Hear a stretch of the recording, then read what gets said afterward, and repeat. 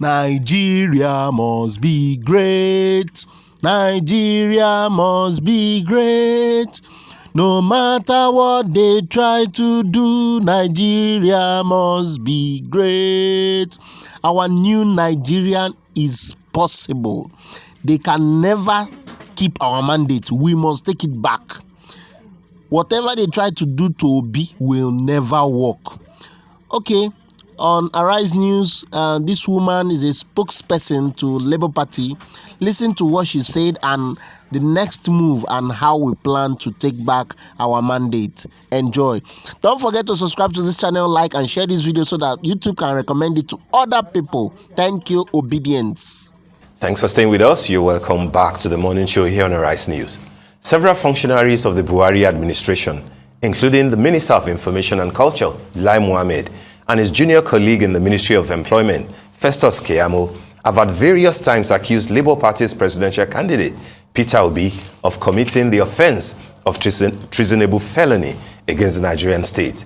Such allegations have almost become a recurring decimal since the announcement of Bola Tinubu as president-elect on March 1, 2023 by the chairman of the Independent National Electoral Commission, Mahmood. They are doing everything possible to make sure you come down. You will never come down. God will keep elevating you. You will reclaim our mandate, and our new Nigeria is going to come to pass because it is possible and we will achieve it. We will see it in this our lifetime. They can never keep us down. We are tired of being down. Enjoy obedience. Yakubu. At a point, some of Obi's accusers asked him to leave the country as, according to them, his absence will relieve the mounting pressure on the polity. And when he eventually did, stories began to emerge about how he ran into trouble with UK authorities over the current status of his international passport. We're now being joined by Nana Kazaure, a spokesperson of the Labour Party, for us to find out from her what exactly led to the unpleasant experience of Peter Obi in the United Kingdom and what political fallout, if there ever was, has ensued from it. Good morning, Nana. Thanks for joining us this morning. Good morning, Steve. Good morning, Oji. Good morning, Shaitan. Good morning, Nigerians. Thank you for having me. Thank you indeed. For being here. All right, so let's go straight into it. What are the issues? Is Peter Obi, the candidate of your party during the presidential election, being hounded by the federal government of Nigeria? And could you tell us in precise terms what actually happened to him at the London airport when he was interrogated and, as we heard, when he was detained? Is he out now? Is he back in Nigeria? And what was his offense?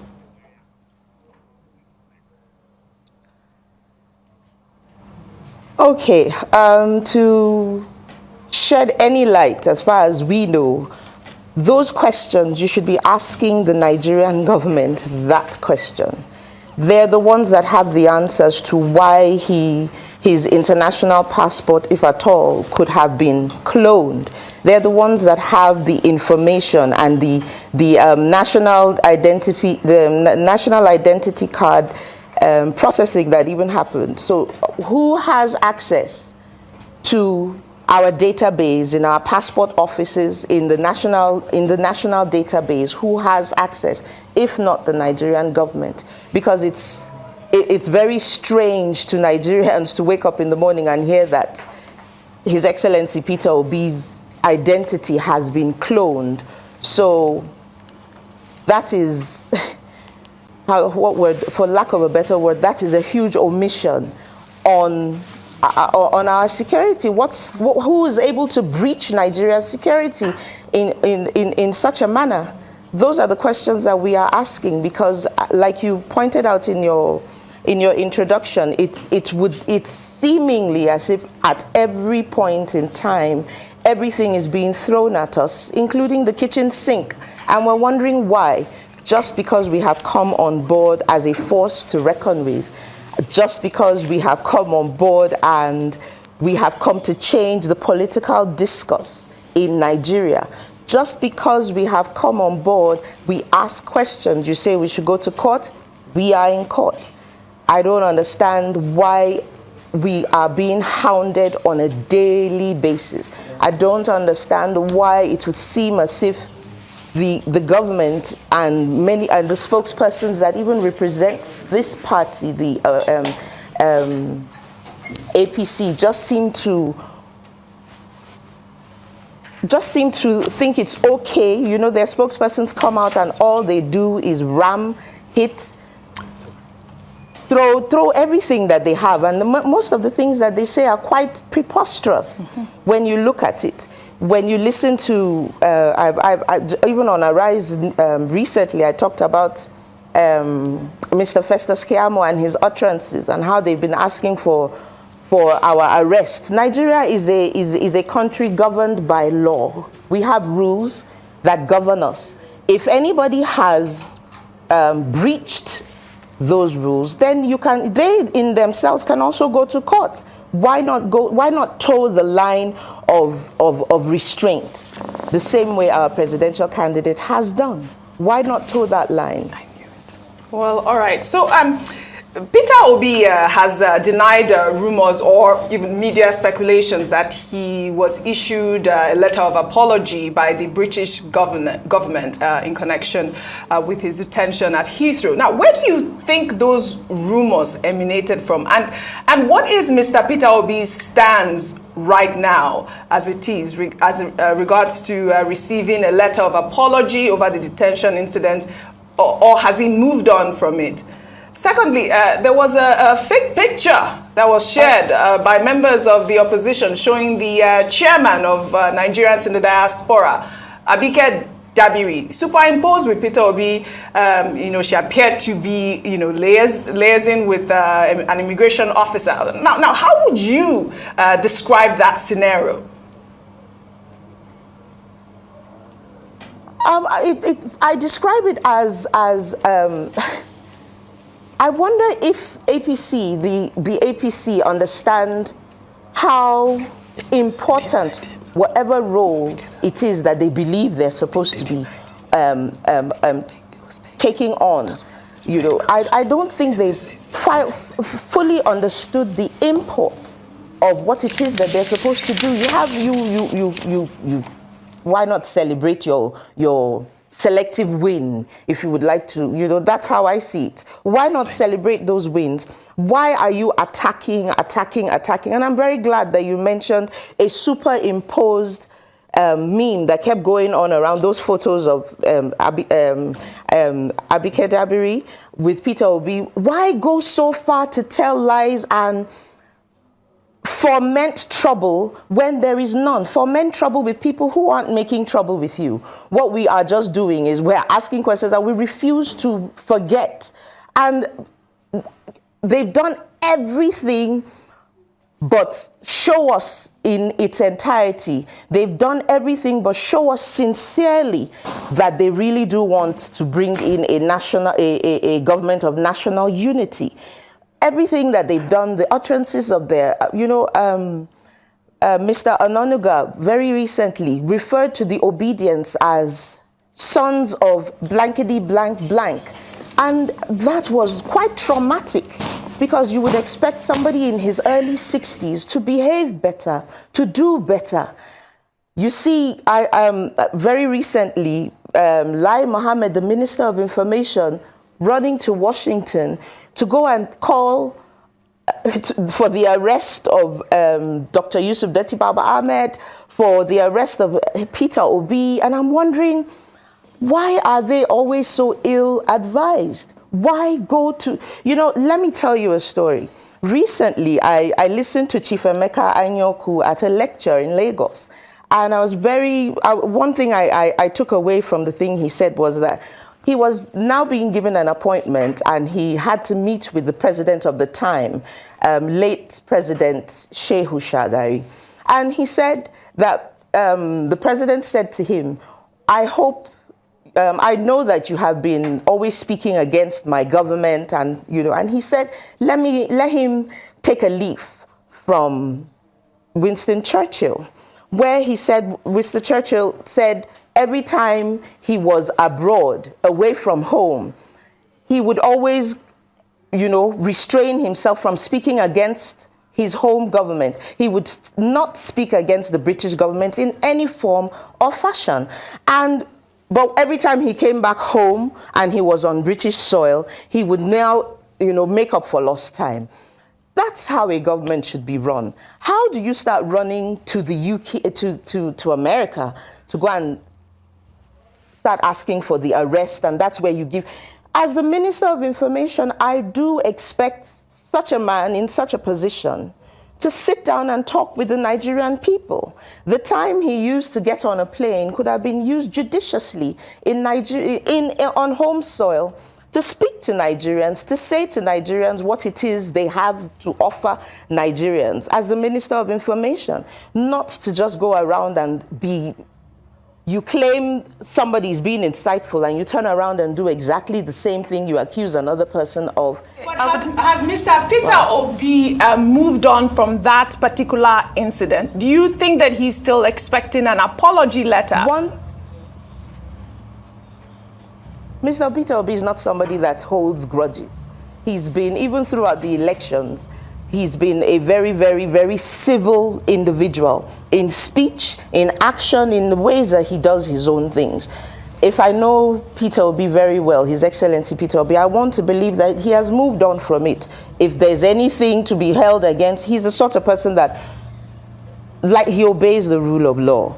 And we always say that with a lot of pride. He's not a vindictive character in any shape or form. There's no rhyme or reason why, if the British authorities have good reason to have wanted to check his passport because somebody was cloning it or somebody had cloned it, I doubt if there'll be no reason why he won't move on from such an unfortunate incident. He's a great man. He's a good man. Well, there seems to be a lot of crisis going on right now within the Labour Party. Dispute was taking a notch higher this week when we're seeing this, the factions that have come up, between the Abure camp and the Apapa camp, continuing to struggle for the control of, the National Secretariat. It took the intervention of security operatives, including private security guards, engaged to secure the building to prevent a verbal altercation from degenerating into a free-for-all. Now, in the past, we've heard that, the presidential candidate of the party, Peter Obi, didn't want to get involved in any internal crisis. But with this current circumstances, it's looking that he's reaching out to both factions to address the situation and allow for a smooth running of the party's affairs. Now, how critical is this in curbing warring factions and prevailing on them to make sure that they don't escalate the crisis? It's important, very, very critical at this point, because it's clear that these other factions are being sponsored. It's because it's coming out of left town all of a sudden, and we did not expect this. We would have been foolish not to have expected that they would come for us at the juggernaut. And like you said, Mr. Peter Obi is a very deliberate character. He doesn't just jump into the foray and try to wield his sword of power. But because he is a chieftain and the president, he's the one he's the uniting force in the Labour Party. He's a leader of the Labour Party, whether you like it or not. That is who he is. And so he's coming in to step in because it's gone a little bit too far. Is very timely, and Let's wait and see, but we do know that these factions that are coming in have been sponsored by our detractors, and we will not be distracted. We will not be distracted. All right, Ajay Nana. Without prejudice to the petition of the Labour Party and Mr. Peter Obi to the tribunal, the Premium Times is reporting that with information that they now have access to from the INEX portal, that Mr. Peter Obi of the Labour Party, your candidate, won the Rivers State presidential election and not the president-elect, the candidate of the APC, Bola Tinubu, who was declared. Now there's a caveat from that report by Premium Times saying that even if that is upheld, it may not necessarily mean or translate to victory overall for Mr. Peter Obi. But I think that if that happens to be the case eventually, it means that Mr. Peter Obi will have won 12 states, including Abuja, and then Atiku of the PDP will retain his 12, and Bola Tinubu of APC will drop to 11 states, even though he has been declared as the winner.